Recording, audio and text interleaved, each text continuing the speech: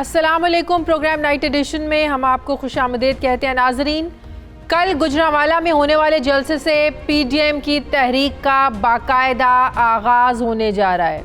हुकूमत ने पीडीएम को जलसे से एक रोज़ पहले गुजरांवाला के जिन्ना स्टेडियम में जलसा करने की आज बाकायदा तौर पर इजाज़त दे दी है। ज़िला इंतज़ामिया और पीडीएम के दरमियान 28 निकात पर मुश्तमिल एक तहरीरी मुआहिदा तय पाया। इस मुआहिदे के मुताबिक 16 अक्टूबर को यानी कल जिन्ना स्टेडियम में शाम 5 बजे से रात 11 बजे तक जलसे की इजाज़त होगी। जलसे के दौरान कोरोना SOPs पर अमल दरामद किया जाएगा। कारकुनान के दरमियान 3 से 6 फुट का फासला रखना ज़रूरी होगा। पीडीएम का कोई रहनुमा स्टेडियम के अलावा किसी और जगह पर तकरीर नहीं करेगा। मुल्क की सलामती के इदारों और खिलाफ आइन कोई तकरीर नहीं की जाएगी, जबकि किसी भी कलअदम तंजीम से ताल्लुक़ रखने वाले या मुजरिम करार पाए जाने वाले फ़र्द को रैली में हिस्सा लेने या फिर आवाम से खिताब करने की इजाज़त नहीं होगी। इस मुआहिदे के बावजूद मरियम नवाज़ ने ट्वीट करते हुए कहा है कि नवाज शरीफ गुजरांवाला के जलसे से खिताब ज़रूर करेंगे। सवाल ये है कि क्या ये मुआहिदे की खिलाफ वर्जी नहीं होगी, जबकि कल पीडीएम के पहले जलसे में मौलाना फजलुर रहमान, मरियम नवाज़ और बिलावल भुट्टो जरदारी समेत अपोजिशन इत्तेहाद के बड़े रहनुमा शरीक होने जा रहे हैं। एक तरफ पीडीएम के जलसे की तैयारियों का सिलसिला जारी है तो दूसरी तरफ चेयरमैन नैब ने जाली बैंक अकाउंट्स केस में साबिक सदर आसिफ अली जरदारी के वारंट गिरफ्तारी जारी कर दिए। नैब के मुताबिक आसिफ अली जरदारी जाली अकाउंट्स केस में तफ्तीश के लिए मतलूब है, जिस पर बिलावल भुट्टो जरदारी ने ट्वीट करते हुए कहा कि कल पीडीएम का पहला जलसा है, हमें ऐसे हथकंडों से नहीं रोका जा सकता। जबकि वफाकी हुकूमत ने नवाज शरीफ की तलबी के मामले पर लंदन के 2 अखबारात में भी इश्तिहार देने के लिए अदालत से रुजू कर लिया है। असिस्टेंट अटॉर्नी जनरल की जानिब से इस्लामाबाद हाई कोर्ट में मुतफरिक दरख्वास्त भी जमा करवाई गई है, जिसमें वफाक ने यह मौक़िफ़ अपनाया है कि नवाज शरीफ बरतानिया में है, लिहाजा इनकी तलबी के लिए डेली टेलीग्राफ और डेली गार्जियन में भी इश्तिहार शाया कराने की इजाज़त दी जाए। एक तरफ अपोजिशन जमातों के रहनुमा सियासी कारकुनान की गिरफ्तारियों, छापों और फिर ट्रांसपोर्टर्स पर हुकूमती दबाव के बावजूद तारीखी जलसे की पेशगोई कर रहे हैं, तो दूसरी तरफ हुकूमती वज़रा भी अपोजिशन को चैलेंज कर रहे हैं कि वो गुजरांवाला के स्टेडियम को भर कर दिखाएं। ज़मीनी हक़ाइक़ नाज़रीन ये बताते हैं कि हुकूमत और अपोजिशन जो है ये अपनी सियासत करने में मसरूफ़ है, लेकिन दूसरी तरफ पिछले 2 दिनों से लेडी हेल्थ वर्कर्स 2 रोज़ से पार्लियामेंट हाउस के बाहर धरना दिए बैठी हैं। लेडी हेल्थ वर्कर्स की जानिब से सर्विस स्ट्रक्चर को बदलने, पेंशन, फिर लाइफ इंश्योरेंस देने, तनख्वाहों में इजाफे और इंसदाद पोलियो मुहिम के में तहफ़्फ़ुज़ देने के जो मुतालबात हैं वो हुकूमत से किए जा रहे हैं। इन मुतालबात को पूरा करने में रुकावटें क्या हैं? जब कहा जाता है कि आप ये सूबाई मसला है, डॉक्टर यास्मीन राशिद साहबा से बात करें जाके आप, तो उनसे भी तहफ़्फ़ुज़ात हैं। क्या शिकायत हैं, क्या तहफ़्फ़ुज़ात हैं? कल यहाँ पर वज़ीर दिफ़ा परवेज़ खटक साहब भी आए। हम पूछेंगे कि उनसे क्या मामलात लेडी हेल्थ वर्कर्स के तय हुए। इसी पर बात करने के लिए मुझे ज्वाइन किया है मरकज़ी सदर national health employees association Rukhsana Anwar साहिबा मेरे साथ हैं। अस्सलाम वालेकुम, बहुत बहुत शुक्रिया रुखसाना साहिबा आपका। रुखसाना साहिबा, 2 दिन से आप लोग यहाँ बैठे हुए हैं। कल परवेज़ खटक साहब भी आए, दीगर तंजीमों ने भी यकीन दहानी पर जो है ना वो धरना ख़त्म कर दिया। इसके अलावा क्लर्क एसोसिएशन भी थी, दीगर सरकारी मुलाजमीन भी थे। बहुत से लोग धरना ख़त्म करके चले गए क्योंकि हुकूमत की तरफ से यकीन दहानियाँ करवाई गई।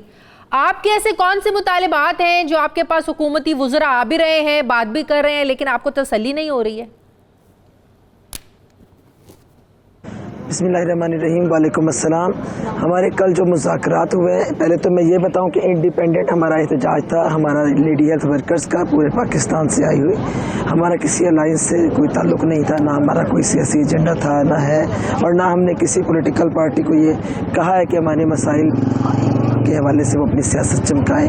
अगर किसी ने हमारा मसला हल करवाना है तो वो ईवान में बात करे। जो हमारे मसाइल हैं कोई इतने पेचीदा मसले नहीं है, सर्विस स्ट्रक्चर है, अपग्रेडेशन, प्रमोशन, पोलियो में सिक्योरिटी, जो डॉक्टर यास्मीन राशिद ने विक्टिमाइजेशन की हुई है उन लोगों की बहाली, ये हमारे मामलात हैं। लेकिन विफाक तो कहता है ये सूबाई मसला है। आप लोग जाके अगर आप लोगों ने वाकई धरना देना है या अपने मुतालबात के लिए आवाज़ उठानी है तो सूबों में जाके वज़ीर आला हाउस के सामने धरना दें, वहाँ पर जाकर बात करें। विफाक आपको भी पता है 18वीं तरमीम के तहत सेहत के मामलात, तालीम के मामलात, ये तो सूबों के सुपुर्द है। विफाक में क्यों धरना दिए बैठे हैं आप लोग? बिल्कुल सूबों को दिलचस्पी कोई नहीं है। बुज़दार साहब, हमें नहीं पता कि वो वज़ीर आला हैं या डॉक्टर यास्मीन राशिद वज़ीर आला हैं, हमें तो समझ नहीं आती। अगर बुज़दार साहब की नाक के नीचे करप्शन भी हो रही है और ख़वातीन मुलाजमीन के हकूक़ भी सलब किए जा रहे हैं, और अगर हम उनके सामने अपील करते हैं, 2019 में हमने एहतजाजी धरना दिया पुरअमन, और उसके जवाब में डॉक्टर यास्मीन राशिद ने हमें हमारे 7 लोगों को टर्मिनेट भी कर दिया और ये भी फरमा दिया कि मेरे जीते जी ना मैं इनको डिपार्टमेंट में आने दूंगी, ना मैं इनके कोई मसले हल करूंगी। क्या वजह है इसकी? क्यों आपकी वो प्रमोशन नहीं हो सकती है? इतने सालों से आप लोग 5वें स्केल में ही काम कर रहे हैं, ना तनख्वाहों में इजाफा, पेंशन में इजाफा, मसला क्या है? हमारा यही मसला है, हमने कोई उनसे कुर्सी नहीं लेनी, उनका इक़्तिदार उनको ही मुबारक। हम गुनाहगार ज़रूर हैं उनको वोट देने के, लेकिन डॉक्टर यास्मीन राशिद तो वैसे भी सिलेक्टेड हैं, वो कौन सा वोटों से आई हैं। तो बहरहाल ये एक उनका अपना सियासी मामला है। हमारे जो मामलात हैं कि हमारे लोगों को सर्विस स्ट्रक्चर दिया जाए, डबल ड्यूटीज़ ली जा रही हैं। ड्राइवर भाई हैं 20,000 लेते हैं, लेडी हेल्थ वर्कर 18,000 लेते हैं, सुपरवाइज़र MA डबल MA वो 25,000 तनख्वाह ले रही हैं। पिछली सर्विस सुप्रीम कोर्ट के अहकामात के बावजूद काउंट नहीं की जा रही। पोलियो में टारगेट किलिंग का सामना है हमें, हमारे लोग शहीद हो रहे हैं, कोई उनको मुझे बताएं कि सिर्फ पंजाब से लेडी हेल्थ वर्कर्स हैं यहाँ पर, और सूबों से भी यहाँ पर धरना दिए बैठी हुई हैं खवातीन? पूरे पाकिस्तान से लोग यहाँ पर आए हुए हैं, पूरे पाकिस्तान के हर सूबे में हमारे साथ यही सलूक है, सुतेली माओ वाला। लेकिन विक्टिमाइजेशन सिर्फ डॉक्टर यास्मीन राशिद के क्रेडिट पर है। अच्छा। बाकी तो खैर तमाम सूबों में नेशनल प्रोग्राम को ऑन नहीं किया जा रहा। डॉक्टर फैसल सुल्तान साहब से भी आप लोगों की कोई बात हुई है? वो भी आए थे? जी, वो आए थे आज 11 बजे सुबह धरने में आए। हमने उन्हें अपने सारे मामलात बताए और उन्होंने कहा कि मैं वज़ीर आला पंजाब से बात करूंगा, लेकिन ताहाल हमें कोई जवाब उनकी तरफ से नहीं आया। ये उनकी इतनी ज़्यादा नज़रअंदाज करने वाली पॉलिसी किसी और को नुकसान नहीं पहुंचा रही, पाकिस्तान को नुकसान पहुंचा रही है। हम वो लोग हैं जो पाकिस्तान को सर्व कर रहे हैं। हमने बताएं, आप लोग 2 दिन से यहाँ पर बैठे हुए हैं, अपना घर बार छोड़ के, अपनी फैमिलीज को, अपने बच्चों को छोड़ के, तो जाहिर है मसला तो होगा, खाना पीना भी है, फिर सड़क पर आप लोग बाहर बैठे हुए हैं धरना दे के, तो कब तक बैठे रहेंगे आप लोग ऐसे? ये जुल्म की इंतहा नहीं है। रियासत मदीना का ये तस्वर था कि हमें ख़वातीन को ये सड़कों में बिठाकर तमाशा देख रहे हैं। सारा दिन शदीद गर्मी होती है, सारी रात शदीद सर्दी होती है, छोटे छोटे बच्चों के साथ हम लोग बैठे हुए हैं। हमारे मुतालबात जेन्युइन नहीं है क्या 26 साल गुजरने के बावजूद भी हम 5वें 10वें स्केल में रहेंगे? क्या प्रमोशन हमारा हक नहीं है? क्या हमारे अलाउंसेस लगना हमारा हक नहीं है? कोरोना में हमने दिन रात काम किया है, अपनी जानों को हथेली पर रखकर। कोई रिस्क अलाउंस हमें नहीं दिया गया, किसी किस्म के अलाउंसेस देने से सूबाई गवर्नमेंट भी, विफाकी गवर्नमेंट भी। कौन सी शख्सियत आप लोगों के पास आए जिसकी यकीन दहानी से आप लोग अपना धरना जो है ना वो खत्म कर सकते हैं? वो कहीं आए बैठे हैं, बात करते हैं, तो आप धरना तो अपना खत्म करें। किस शख्सियत पर एतबार है आप लोगों को? यही जो थे हमारे, हमें तो इमरान खान पर एतबार है, क्योंकि उनके जो वजीर मुशीर हैं वो उन पर हमें बिल्कुल एतबार नहीं है। इमरान खान साहब को क्या मसला है कि जब वो कंटेनर पर आकर अपने लोगों से खिताब कर लेते थे, आज निहत्ती माओ बहनों के सर पर हाथ रखने के लिए वक्त नहीं है उनके पास। और हमारी डिमांड्स क्या हैं? हम अगर पाकिस्तान को सर्व कर रहे हैं, तनख्वाहों में इजाफा चाहते हैं। खान साहब ने अपनी तनख्वाह 2 लाख से 9 लाख कर ली है, हमारी तनख्वाहों के लिए उनके पास वक्त नहीं है बढ़ाने के लिए। वो जिन लोगों को भेज रहे हैं, अगर वो इतने बाइख्तियार हैं तो नोटिफिकेशन लेकर आए। अच्छा। ज़बानी कलामी हमें इनके वादों पर एतबार नहीं है। 2.5 साल गुजर गए, 2.5 साल और इनके वादों पर गुजर जाएंगे, हमें इनकी ज़बान पर एतबार बिल्कुल नहीं है। ठीक है, बहुत बहुत शुक्रिया, बहुत शुक्रिया। अन्ना अनवर साहिब हमारे साथ थी। नाज़रीन, मुझे प्रोग्राम में एक ब्रेक लेनी है, वापस आएंगे एक ब्रेक के बाद, और ब्रेक के बाद हमें वज़ीर इत्तलात और नशरियात शिबली फराज साहब ज्वाइन करेंगे। वापस आते हैं एक छोटे से वक्फे के बाद।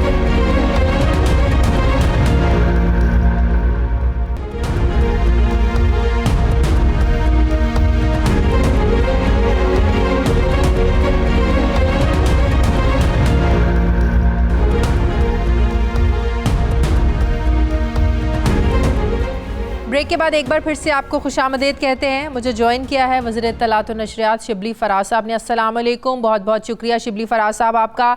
शिबली फराज साहब, एक तो चैलेंज तो बना हुआ है आप लोगों के लिए, अपोजिशन का ज़ाहिर एहतजाज है, कल से बाकायदा एक तहरीक शुरू होने जा रही है, लेकिन उससे पहले उस एहतजाज की बात कर लेते हैं, उन ख़वातीन की बात कर लेते हैं, उन लेडी हेल्थ वर्कर्स की बात कर लेते हैं जो पिछले 2 दिन से डी चौक पर धरना दिए बैठी हुई हैं। अभी मेरी उन्हीं से बात हो रही थी, वो कह रहे हैं कि कोई ऐसी शख्सियत हमारे पास आए जो नोटिफिकेशन लेके आए, हमारे मुतालिबात पर बात करें। ऑल्दो ये सूबाई सब्जेक्ट है, लेकिन ना डॉक्टर यास्मीन राशिद साहिबा सुनती हैं, ना वज़ीर आला पंजाब के पास कोई पावर है कि वो अपनी मर्जी से हमारे हक में कोई फैसला कर सकें। तो क्यों ये बेचारी ख़वातीन जो हैं वो बच्चों के साथ 2 दिन से बैठी हुई। अब तो आपको पता है मौसम भी बदल रहा है, तो बड़ी मुश्किलात हो रही हैं। देखें, मेरा तो ज़ाती तौर पे जितनी भी हेल्थ वर्कर्स हैं, मेरी उनसे दिली मेरी हमदर्दी हमेशा रही है, और मैं हमेशा अगर मेरे बस में कुछ हो तो मैं उनके लिए बहुत कुछ करूं, बिकॉज जो खिदमत जो काम वो सर अंजाम देती हैं वो एक बहुत ही मुकद्दस किस्म का काम है। रही उनके मसाइल होते हैं पंजाब गवर्नमेंट के साथ, मुझे उसकी तफसील नहीं पता, बिकॉज जो सूबाई चीज़ें हैं वो ज़ाहिर है कि वो सूबाई सतह पे हल होंगी, और हमारी जितने भी पार्लियामेंट के साथी हैं वो कुछ गए भी हैं, और इंशाल्लाह उनके जो मसाइल हैं वो हम हल कर देंगे। अगर सूबाई सतह पर हल होनी होती तो विफाक का दरवाज़ा ना खटखटाना पड़ता। शिबली फराज साहब, उनको अगर डॉक्टर यास्मीन राशिद साहिबा बात सुन रही होती, वो कह रही हैं इतने अरसे से 5वें स्केल पे ही हम लोग काम कर रहे हैं, ना तनख्वाहें बढ़ी हैं, ना पेंशन बढ़ी है, पोलियो के कतरे पिलाने जाते हैं, वो जान हथेली पे हम लोग रखे जाते हैं। जेन्युइन रीजन जरूर बढ़नी चाहिए। देखिए, मैंने आपको अपनी पोजीशन बता दी है, और ये आज की नहीं है। मैं हमेशा बड़ी रिस्पेक्ट करता हूँ जो लेडी हेल्थ वर्कर्स होती हैं, और बड़ी उनके साथ मेरी हमदर्दी भी है, और हमेशा रही है और हमेशा रहेगी। मुझसे जो भी हो सका मैं ज़रूर करूँगा। मैं उनकी आवाज़ बिल्कुल प्राइम मिनिस्टर साहब तक पहुँचा दूँगा, और मैं यही उम्मीद करता हूँ कि उनके मसाइल हल होंगे। ये जिन मुश्किलात में, स्पेशली कोविड वगैरह में जो उनकी खिदमत रही है, मतलब है कि उनके साथ तो मैं बहस ही नहीं कर सकता हूँ। बिल्कुल सही, ये ज़बरदस्त बात है। अगर आपके ये ख्यालात हैं और आप भी चाहते हैं कि मसाइल हल हों, बिल्कुल होने चाहिए। अब आते हैं ज़रा, दिल से बात कर रहा हूँ मैं, ये बिल्कुल सही, नहीं ज़बरदस्त बात है जनाब। अच्छा, अब आ जाते हैं जी पीडीएम के एहतजाज की तरफ। कल से बाकायदा तहरीक शुरू होने जा रही है। हुकूमत ने इजाज़त भी दे दी है जिन्ना स्टेडियम में जलसे की। आप चैलेंज कर रहे हैं भाई कि आप इसको भर के दिखाएं, आप लोग ला कर दिखाएं। तो एक तरफ तो ये बात है, दूसरी तरफ अगर ज़मीनी हक़ाइक़ देखें शिबली फराज साहब, महंगाई है, ये हकीकत है, बेरोज़गारी है, ये भी हकीकत है, रोटी आज महंगी हो गई है, ये भी हकीकत है। अब एक गरीब आदमी जो महीने का 10-12 हज़ार रुपया कमाता है और 4 बच्चे हैं, 2 मियाँ बीवी हैं, उनका गुजारा बहुत मुश्किल हो गया है। आपको लगता है अगर इन पॉइंट्स को देखा जाए, इन मुश्किलात को देखा जाए, तो अवाम निकल सकती है अपोजिशन के साथ? देखें, वो तो जहाँ तक महंगाई का ताल्लुक है इसमें कोई शक नहीं है, महंगाई है और वो हम सबको इफ़ेक्ट कर रही है। लेकिन जिन हालात में से पूरी दुनिया गुजर रही है आलमी सतह पे, हमारे हमसाए में जिस तरह की जो वबा ने जो नुकसानात पहुँचाए, जो भी एक पूरी सप्लाई डिमांड को डिसरप्ट किया, तो ऐसी सूरत हाल में मैं ये मानता हूं कि ये सिचुएशन टफ तो है, लेकिन ये टेम्परेरी है, ये बड़ी आर्जी प्रॉब्लम है। लेकिन जो अपोजिशन लीडर्स हैं, जिस मकसद के लिए वो अपना जलसा कर रहे हैं, तहरीक उन्होंने क्या चलानी, तहरीक तो उन्होंने नवाज शरीफ को और नोट को इज्जत दो और वोट को इज्जत दो की वो उन्होंने तहरीक चलाई है। वो उनकी तहरीक यही है कि अपने असासों को हम किस तरह से बचा सकें। उनकी अवाम से कोई हमदर्दी है नहीं, बिकॉज उनकी 30 साल हुकूमत में ये तो नहीं है कि अवाम मिलियनेयर हो गए थे और जो है ये जो है तो वो फकीर रह गए थे। ये तो उल्टा था, इन्होंने तो अवाम को वो किया, गुर्बत की उसमें समंदर में डुबोया और खुद तो अपनी बाहर जायदादें बना ली। आज भी मजे से बैठे हुए हैं, वहीं से अपने उनकी औलाद भी उनके साथ है। वो इधर आपके पाकिस्तान में आके वो कर रहे हैं लोगों को कि वो जलसे में शरीक करें। पहले आप हों, पहले आप सबसे पहले कानून के सामने अपने आप को पेश करें। जो जराइम आपने मुर्तकिब किए हैं, जो करप्शन आपने की है, जो जुल्म आपने पाकिस्तान के अवाम के साथ किया है, जो अवाम का खून चूसा है, उसका आप हिसाब दें, अदालतों को हिसाब दें, कानून के नीचे लाएं अपने आप को। आप कानून से मुबर्रा नहीं है तो ये किस इखलाकी जवाज के तहत इनमें ये भी एक इनकी मैं ये समझूंगा कि खैर इनमें वो इखलाकियात वगैरह का तो मेरा ख्याल है कि बहुत फुकदान है, लेकिन ये किस मुंह से जो है तो अवाम को कहते हैं ना, अगर किसी आपके हाथ में किसी की कोई कमजोरी आ जाए तो आप उसके साथ बड़ा जबरदस्त प्ले करने की कोशिश करते हैं। तो उसके ऑपोजिशन के पास इस टाइम वीक पॉइंट है, वो ये महंगाई है, मैशत है, तो इसको लेकर वो खूब प्ले करना चाहते हैं और वो करेंगे। नहीं, सिर्फ महंगाई है, देखें, और कोई महंगाई है, और जो इनका असल मसला है वो है कि कानून की गिरफ्त में ये फंसने वाले हैं और ये हम पे प्रेशर डालना चाहते हैं कि हम इनको एनआरओ दे दें। वो होने वाला नहीं है। और जाहिर है कि जब पाकिस्तान की आवाम को आप इतना न समझें कि वो एक अर्जी चीज पे एक परमानेंट मुस्तकबिल को वो तरजीह देंगे। अच्छा, ज़ाहिर है लीडरशिप कल तकरीर करेगी। मरीम नवाज़ ने कहा है कि नवाज शरीफ भी ज़रूर तकरीर करेंगे। तो एपीसी में जो ज़बान इस्तेमाल की गई या जो एंटी इस्टेब्लिशमेंट एक बयानिया था नवाज शरीफ साहब का, मुस्लिम लीग नून का, अगर जलसे जुलूसों में भी वैसी ज़ुबान इस्तेमाल की जाती है तो क्या अगला कोई जलसा करने की आप लोग इजाज़त देंगे? देखें, पहली बात तो ये कि कानून में, आइन में सब चीज़ें लिखी हुई हैं। जो भी वो बात करना चाहते हैं वो आके पाकिस्तान में करें। हाँ। उनकी लीडरशिप उसको इंडोर्स करे। ये नहीं है कि बाहर बैठ के जिसमें कि आप ये तो बिल्कुल एक ऐसे बुज़दिल एक तर्ज अमल है कि जिसमें आप मुल्क से बाहर बैठे हुए हैं, आप यहाँ पे बता के गए हैं कि आप तो आपकी सेहत बहुत ख़राब है, आप इलाज के लिए जा रहे हैं, वहाँ जाके आपने जो है तो ठेंगा दिखा दिया मुल्क को, अवाम को, कानून को। तो ये तो आप अवाम को मत समझें। अवाम बहुत शऊर रखती है, अवाम इनके झांसे में नहीं आएगी। अच्छा, एक तरफ हुकूमत कहती है हमने फ्री हैंड दिया है, आप जलसे जुलूस करें, दूसरी तरफ अपोजिशन का ये तराज़ है कि कारकुनान को गिरफ्तार किया जा रहा है, ट्रांसपोर्टर्स पर दबाव डाला जा रहा है कि ट्रांसपोर्ट ना दी जाए, कॉर्नर मीटिंग्स पर छापे जो है ना वो मारे जा रहे हैं। कहीं ना कहीं अपोजिशन का ये ख्याल है कि हुकूमत दबाव में लाने की कोशिश कर रही है, तहरीक को कमज़ोर करने के लिए कोशिश कर रही है कि हुकूमत, अपोजिशन का जो जलसा है वो कामयाब ना हो सके। ये सर, ये दुरुस्त है क्या? आप ज़रा नहीं, आप ज़रा वो क्लिप्स होंगी सारे मीडिया हाउसेस के पास हैं, जब पेशावर से हमारे MNAs MPAs परवेज़ खटक साहब, हमारे जो चीफ मिनिस्टर थे, वो अगर पिंडी आ रहे थे तो जो कंटेनर्स लगा के और जिस तरह आंसू गैस इस्तेमाल की गई थी, तो ये आज किस मुंह से ये बात कर रहे हैं? हमने तो इजाज़त दी है, हमने तो मौलाना को भी कहा कि आप आएँ और अपना वो करें। वो तो अलग बात है कि वो एक कुछ हफ्तों के बाद ही भाग गए यहाँ से।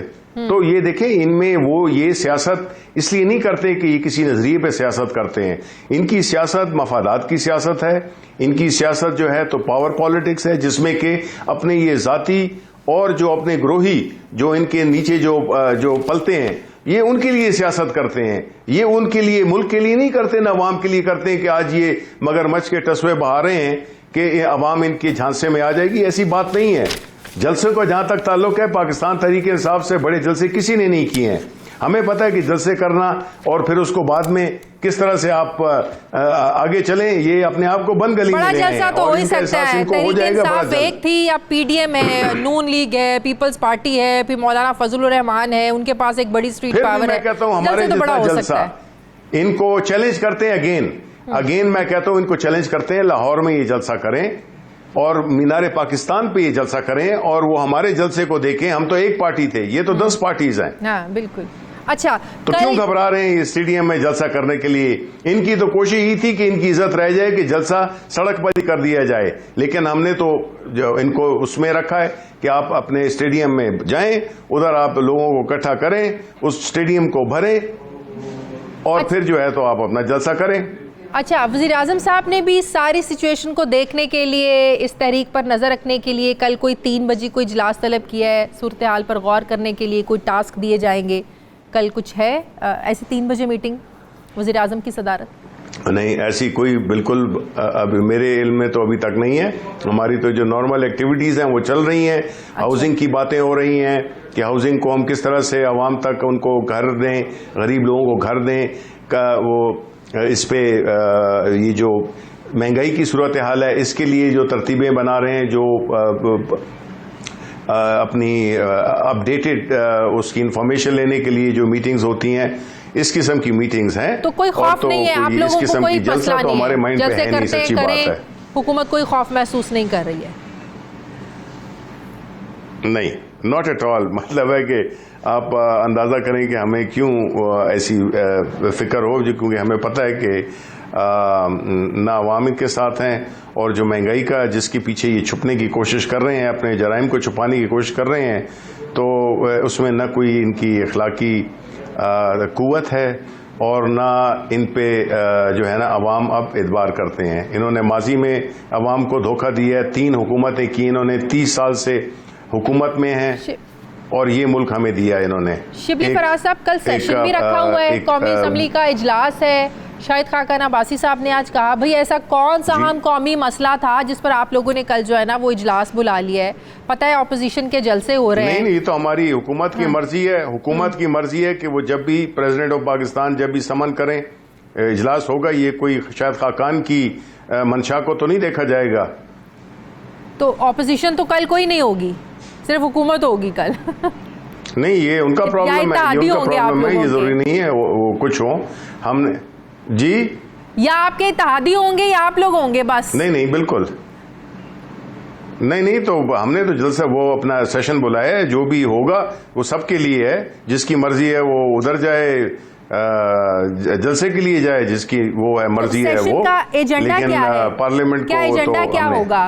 पर कोई इंपॉर्टेंट चीज डिस्कस होने जा रही है? नहीं, वो तो एजेंडा मैंने देखा नहीं है, वो तो आपको रात को मिल जाएगा, जो कि रिलीज होता है, नेशनल असेंबली करती है।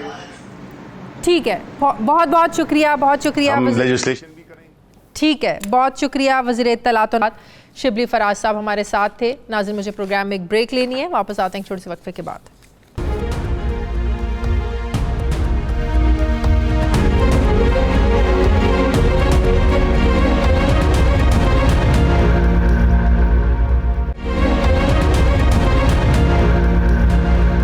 ब्रेक के बाद एक बार फिर से आपको खुशामदीद कहते हैं। गुजरांवाला में कल ऑपोजिशन पीडीएम का जो इत्तेहाद है ये मैदान सजाने जा रहा है। क्या होगा, किस हद तक कामयाब होगी, क्या वाकई ऑपोजिशन मोमेंटम बना पाएगी? कल पहले जलसे से मैं इसी पर बात करूंगी। सीनियर सहाफ़ी तज्ज़ियाकार इरशाद भट्टी साहब ने मुझे ज्वाइन किया। अस्सलाम वालेकुम, बहुत बहुत शुक्रिया भट्टी साहब आपका।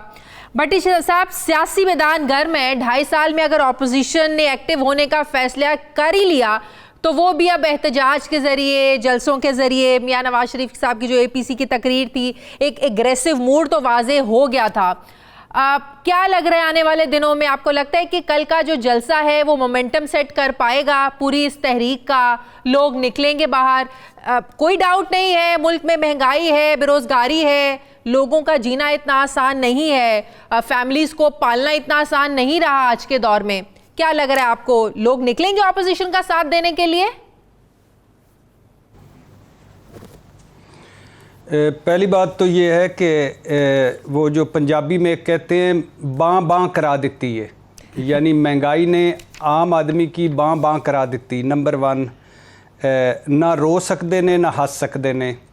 नंबर 2, बेरोज़गारी। नंबर 3, जितने वादे दावे नारे किए थे उनमें 2 सालों का काम नहीं हो सका। और हुकूमत की सबसे बड़ा चैलेंज, सबसे बड़ा हरीफ, सबसे बड़ा ख़तरा उसकी गवर्नेंस परफॉर्मेंस के मसाइल हैं। और उसमें एक दिन, मैं फिर कह रहा हूँ, इमरान खान साहब एक दिन अकेले में बैठकर सोचेंगे कि यार मैंने क्या हर शाख पे साईं बुज़दार बिठा रखे थे, गलती कर गया। नंबर 1।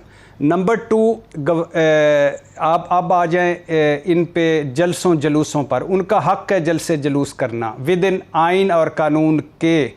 और ये लेकिन इमरान खान साहब से बड़े सड़कों पर आने वाला हमारी सियासत में कोई नहीं।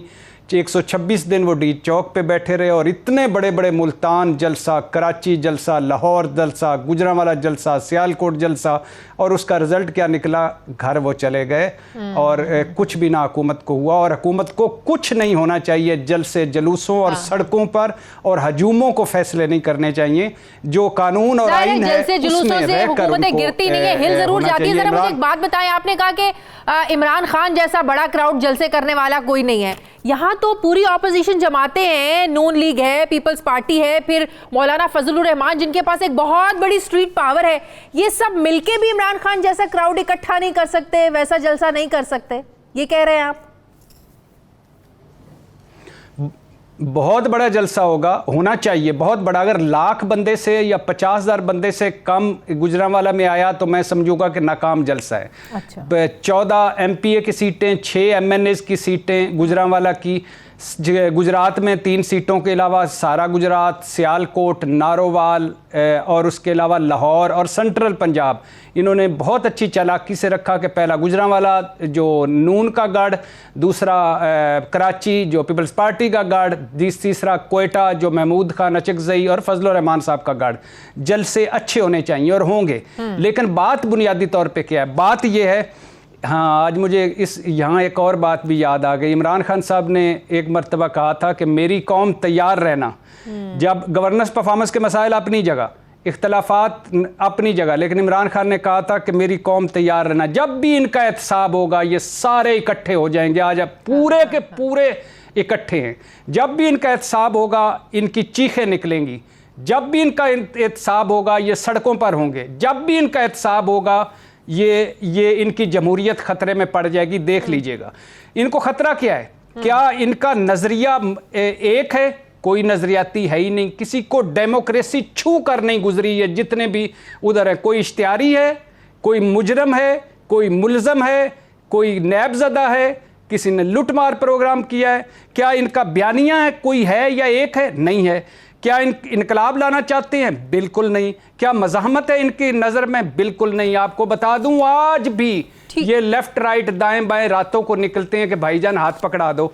अच्छा, क्या ये सिविल बालादस्ती के ख्वाब दे इनके ज़हन में है कि सिविलियन बालादस्ती कायम करना चाहते हैं? बिल्कुल नहीं। क्या वोट को इज्जत दो एक्चुअली ये चाहते हैं? नहीं कुछ करना चाहती। बिल्कुल सही कह रहे हैं। मान लिया आपकी सारी बात, ऑपोजिशन कुछ नहीं करना चाहती ना इन्होंने अपने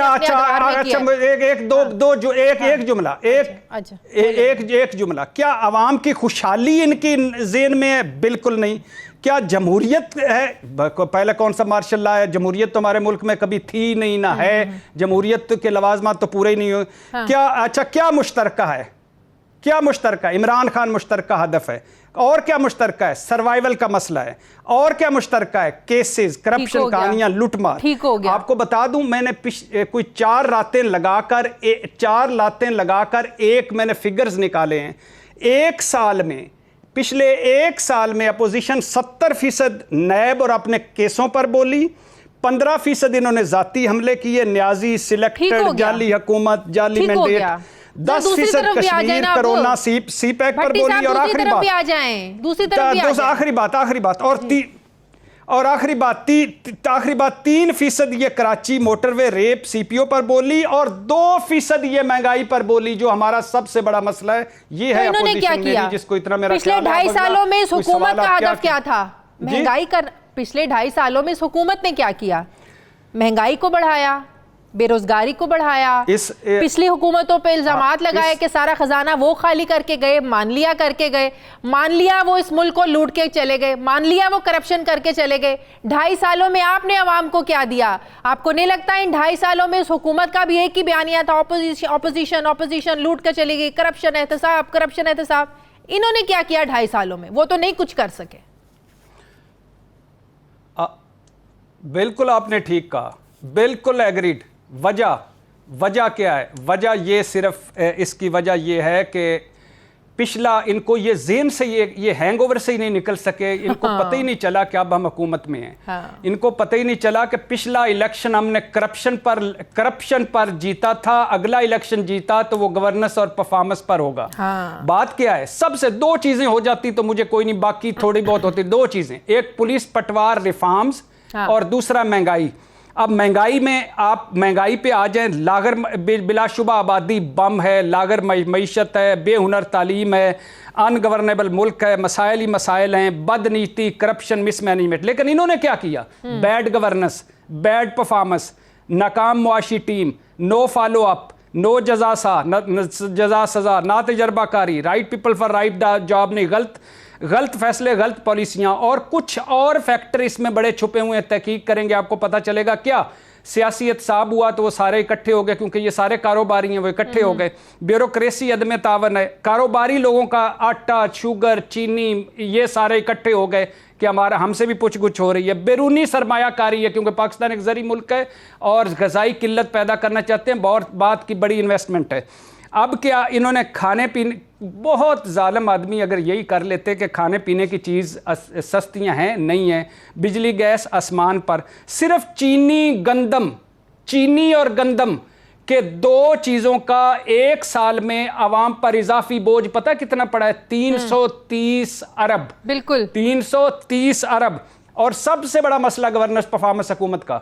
लेकिन इसके बावजूद जब मैं एक तरफ देखता हूं क्या अपोजिशन उन्हीं मसाइल पे निकली हुई है जो मेरे मसाइल हैं, जो इस 95% के मसाइल हैं, नहीं निकली, नहीं है। दूसरी तरफ हुकूमत देखता हूं क्या ये सही ट्रैक पे है? नहीं है। हाँ, अब क्या करना चाहिए? अब ये है कि ये गुजरांवाला का बहुत अच्छा जलसा, सब बड़े जलसे होंगे, उसके बाद इनका ख्याल है लॉन्ग मार्च करते रहे, उसके बाद धरना बिल्कुल नहीं होना चाहिए, सारा कुछ नहीं होना चाहिए। अब ये इससे अगर हुकूमत ने किसी मौका पर जैसे ये गुजरांवाला जलसे में कहा पुलिस गर्दी, FIR, तो हुकूमत मुश्किलात पैदा करेगी अपने कंटेनर्स, ये वो, भाई फिर मुश्किल होगी। क्यों? हाँ, अपने लिए सियासत को सियासत से डील करें, सब्र से, हिम्मत से, और वो उनका हक है जमहूरी, वो करें, विद इन कानून और आइन रहें तो करें। बिल्कुल सही। बहुत बहुत शुक्रिया इरशाद भट्टी साहब मेरे इस प्रोग्राम में। नाज़रीन, एक ब्रेक लेनी, वापस आते हैं वक्फे के बाद।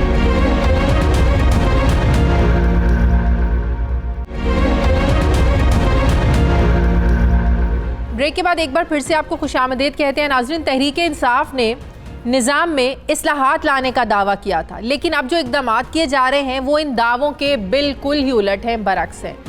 ज़राए का ये दावा है कि वफाकी हुकूमत ने मेरिट पर फैसले करने का पाबंद करने वाली सुप्रीम कोर्ट के 2016 में जारी करदा हुक्मनामे का एक तोड़ निकाला है, और वो ये है, इसके लिए 1 साल से वफाकी वज़रा कोशिशें भी कर रहे थे। 2016 में सुप्रीम कोर्ट ने मुस्तफ़ा एम्पेक्स केस के फैसले में ये लिखा था कि वफाकी हुकूमत का मतलब वज़ीर आज़म या एक वफाकी वज़ीर नहीं है, बल्कि पूरी वफाकी काबीना है।